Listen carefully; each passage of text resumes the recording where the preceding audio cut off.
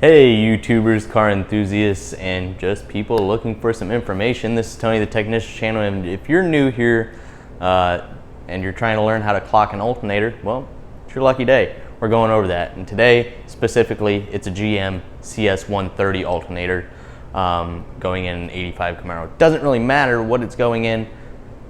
For the most part, alternators are fairly universal when it comes to clocking them, and that's basically taking the front and the back and changing the direction in order to mount it in a way that suits you better, just in case something's obstructing the way the alternator sits or anything like that. So I'm going to go over how to adjust or clock your alternator, and I hope you guys find it helpful. If you haven't watched my videos before or seen my channel, go ahead and check out some of the other videos. Hopefully they're informative as well or entertaining, because, well, that's why I'm here. So I hope you guys enjoy it, and let me know what you guys think down in the comments below. Thank you guys so much for watching. Let's get into this. Okay, YouTubers, so if you watched my previous video of the unboxing of like my new stuff for the Camaro, you guys know that I got the Power Master alternator. This one's powder coated black. The part number is 57861. It is an upgraded version of the OE one. Now I do have an 85 Camaro. My pulley system is from a 92 though, so it is a CS130 alternator instead of the 85, which had the 12SI. So it is a different adapter. This is the CS130 plug. This is the old alternator that was out of the 92 that I got the pulley system from. Well, it's a little squeaky and it's about 15 years old. But either way, I upgraded to this Power Master one. This is 105 amp. This one was tested at idle 105, then 128 at cruise, and 157 at top end. So voltage regulator is set at 148. So it's an upgraded version of the original. And the good thing, you can run this as OE wiring, or you can run it as a one wire. So even if you don't want to hook up your dummy light or your gauge or whatever, you don't even have to run the connector to this. You could just run your power source to the back and you'd be good.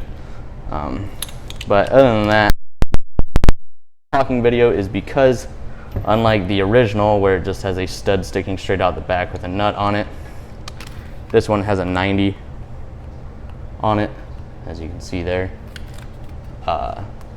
So it does actually run into my valve cover. And that was even an issue with this one, with my old valve cover, but we just dented the valve cover to make clearance. But I'm not going to do that with this because I have nice aluminum valve covers. So I'm going to go ahead and clock that alternator, and I'll go through the process so you guys can see it. So stay tuned. Okay, so I want to let you guys know before we start that it does come with installation instructions, warnings, information, as well as general knowledge on how to clock the alternator. So if you want to go ahead and check that out, it's right there in case you have an alternator you need to adjust. And then this is either going to be a 24 or a 15/16.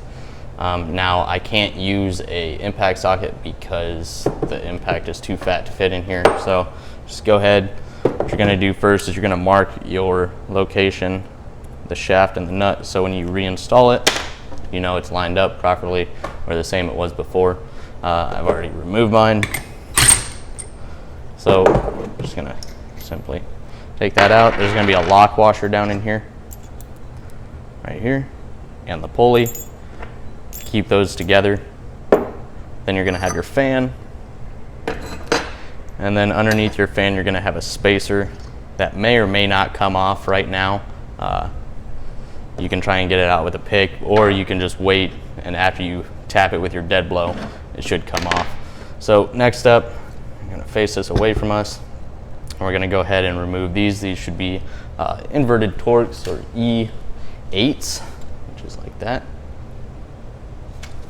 And then just go ahead and simply remove those from the back.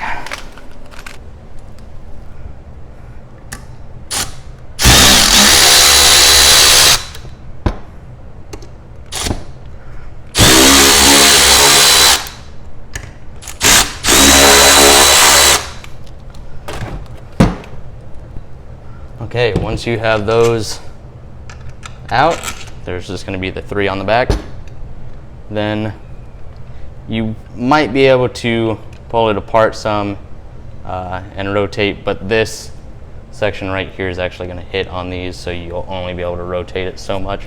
So what you're going to do is you're going to set it up on the shaft. You're just going to tap the back of the housing while holding the housings together.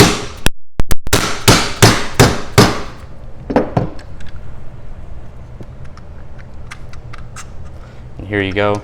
Now you can rotate wherever you need it. Now I'm going to take it over to the vehicle and I'm going to set it on there to see exactly where I can line this up where it won't hit anything.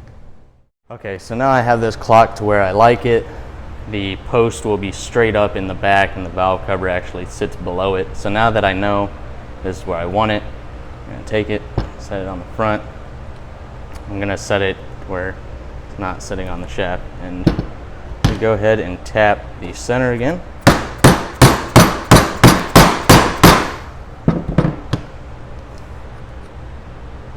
And then once you have that, you can go ahead and reinstall. You can see the back is flush. You can go ahead and reinstall your 3 bolts in the back.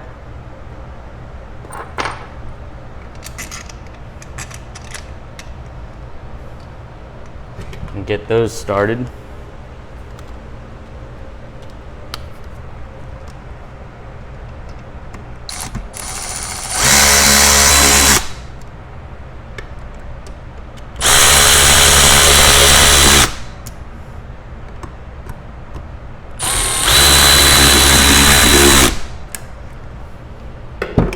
Okay, and then you're going to go back and you're going to make sure these are snug.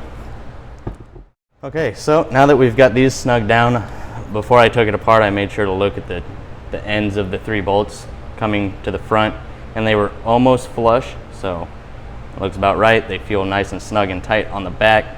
Don't want to overdo it. And then next, it's just simply putting your spacer back on. You don't want to forget about that. Then your fan. Then your pulley, lock washer, and your nut. And I did mark this, so I know exactly where it needs to go back on, where it needs to line up. But in here it also states torque the pulley nut to 70 foot-pounds and be certain the lock washer is completely closed. And that's it. So that's how you're going to clock an alternator. This is a CS130 from PowerMaster.